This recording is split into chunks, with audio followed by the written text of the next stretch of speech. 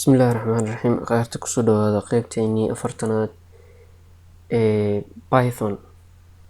Qaybtan waxaan ku qaadan doonaa method overriding.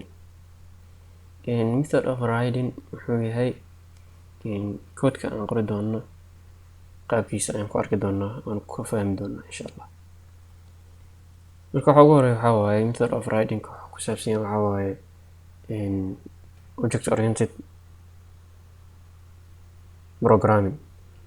Object oriented programming-ka marka wuxuu ku shaqeynaa waxyaad class iyo objects. Class inaan create gareyno kadibna inheritance-ga fikradiisa aan aragno kadib ayaan arki doonaa method overriding wuxuu yahay.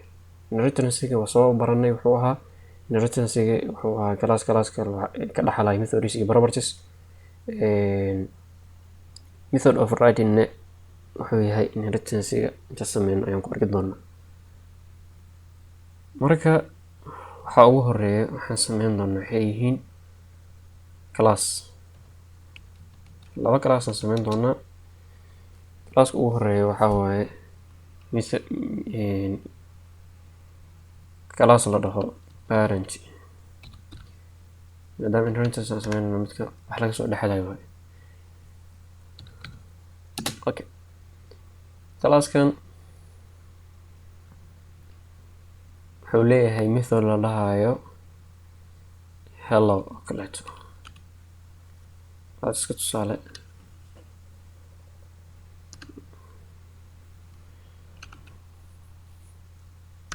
Waxaan ku dhex qoraynaa from parent class. Methodkan wuxuu ka imaanayaa parent class-ka. Class-ka kale aan tagno.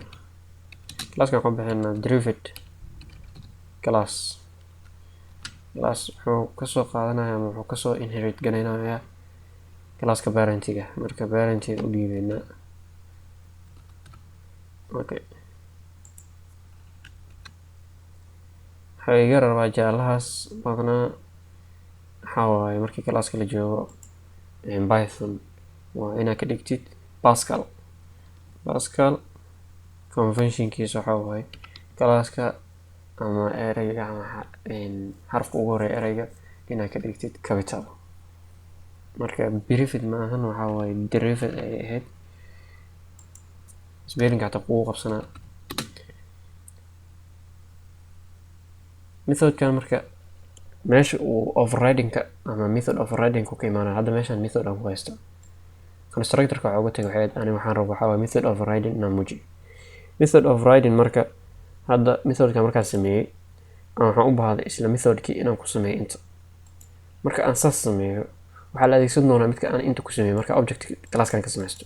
Laakiin class-kan hadda object ka sameysto parent-ga ah waxaa la sameyn doonaa kana la isticmaali doonaa. Waxay tahay sababta kan asiga soo inherit gareynayo haddaan dhaho bas meeshaan waxaa la sameyn doonaa ku sheegaa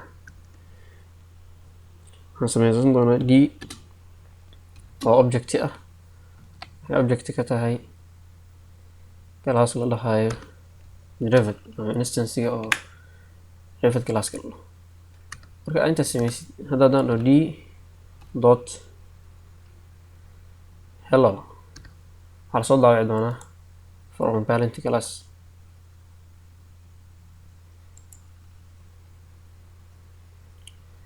from parent class lasoo daawicisa arkiis. wuxuu naga rabaa kan wuxuu leeyahay two blank line mar walba inaa la socotid waayo koodka. marka waxaan waxaa waaye bab 8 ka ku dhahayo. babka waxaa la dhahaa hore usoo sheegnay casharadii hore hadda soo daawatay. Okay. jaalahaas hadda arki mar walba inaa ka bixisaa koodka kalens u noqdo dot d dot hello markaan dhahay hello-dan waa hello-da inta ku jirto. haddii hadda marka hore hello-dan inta ku isticmaalo oo haddana aan siiyo statement-yo kale oo aan ahayn kuwii aan sameyn hadda marka def hello. Okay. waxaan dhahayaa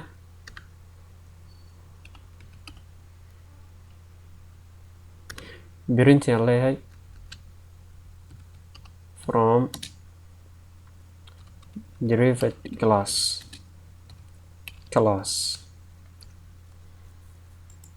okay. hadda markii aan saan sameeyey haddaa ujeedid waxaan sameeyey hellowdii oo method ahayd